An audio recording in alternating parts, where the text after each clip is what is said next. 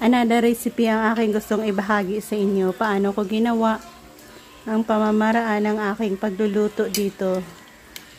Please continue to join me dahil ako ay gumawa ng masarap na recipe.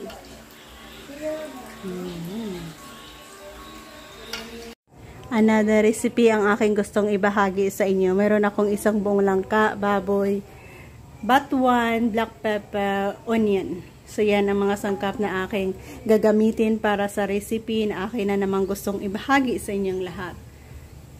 Yan, magsa-start ako dito sa paglagay ng konting mantika. Konting mantika. Ilagay natin ang ating yan, istiwitis kung sa tawagin namin dito as tweety.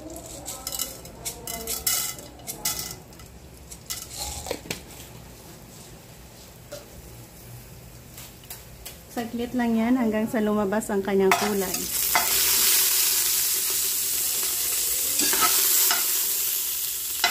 Yan, tanggalin natin and then lagay natin ang baboy. Una natin ilagay ang ating onion, black pepper na rin.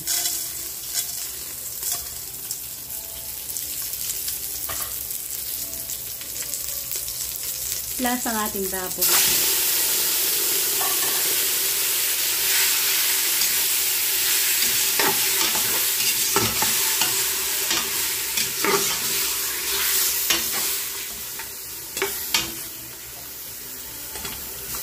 Yan, igisa natin dyan hanggang sa medyo maluto sila. Cover. Yan, masilit na natin. Haluin saglit.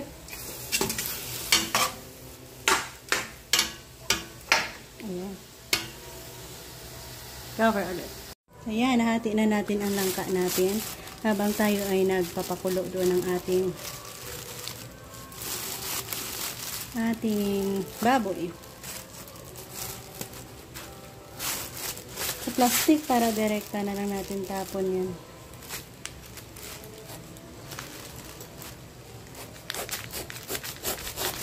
Ayan. Tuwag ko na kayong isabay pero ang ating gagawin dyan ay balatan natin ang ating isang pirasong langka.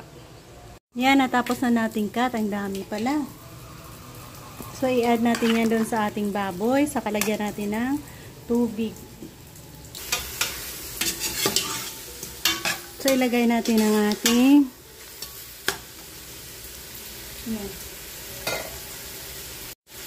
yan, ilagay na natin ang ating langka kasabay ng tubig.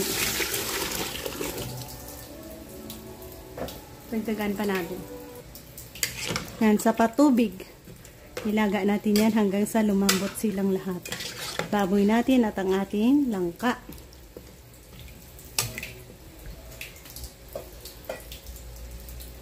Yan, maglagay tayo ng kalahating magic sarap. Kalahati lang. I-add natin ang tanglad at batuan.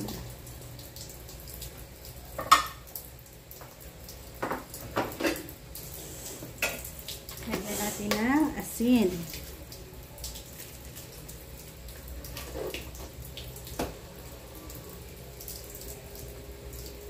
Konting patis.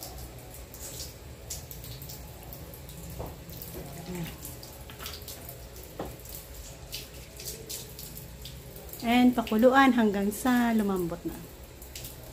So yan lang ang mga sangkap na ating nilagay. And ready to pakulo na tayo dyan. Hanggang sa totally lumambot ng lahat. Naglagay tayo ng sili. Depende sa iyo. Kung smash mo, meron kang maanghang na sabaw na hihigupin. So, ayan guys, dito na tayo mag-e-end. Thank you again for joining us. Malambot na ang ating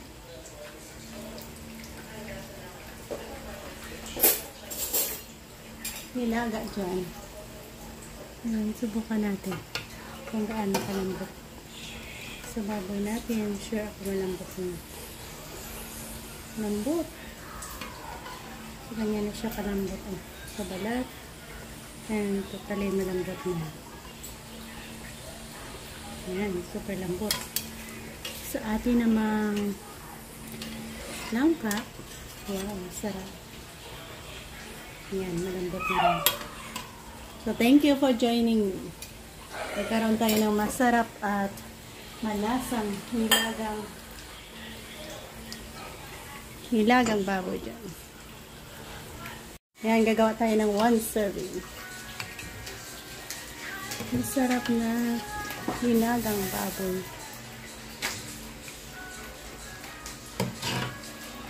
Sarap ng ulam natin.